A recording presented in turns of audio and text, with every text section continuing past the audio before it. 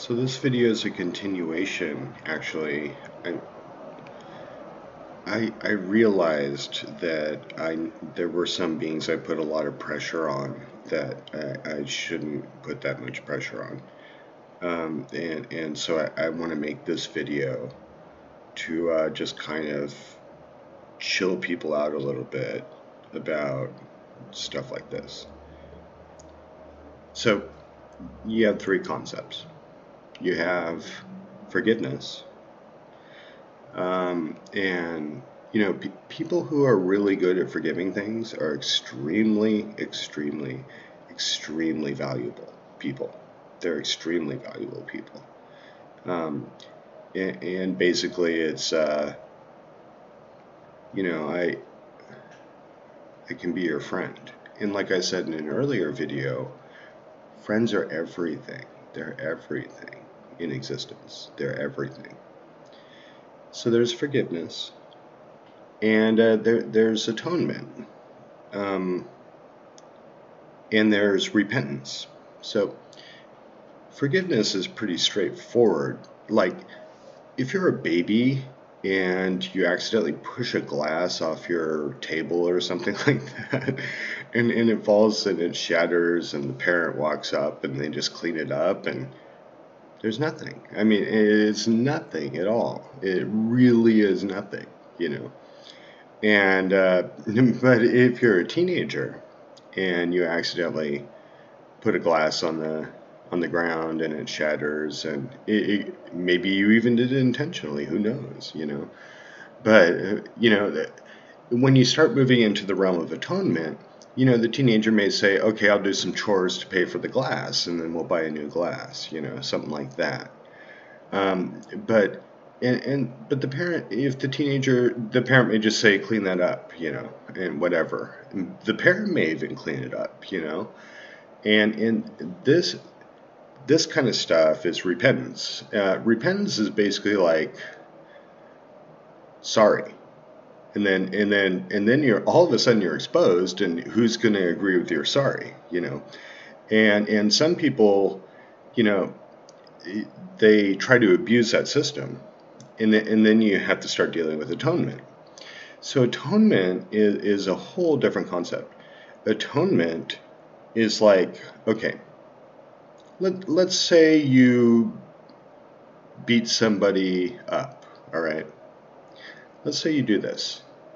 You don't subdue them. You really just beat them up because you're really angry, and it's not a good scene in terms of the scenario that you're placed in. I mean, you're not looking very good in this scenario. So, like with atonement, you either have to go back in time and not do that, or if you can't do that, you have to join like a anti beating people up. What would that be called? Like a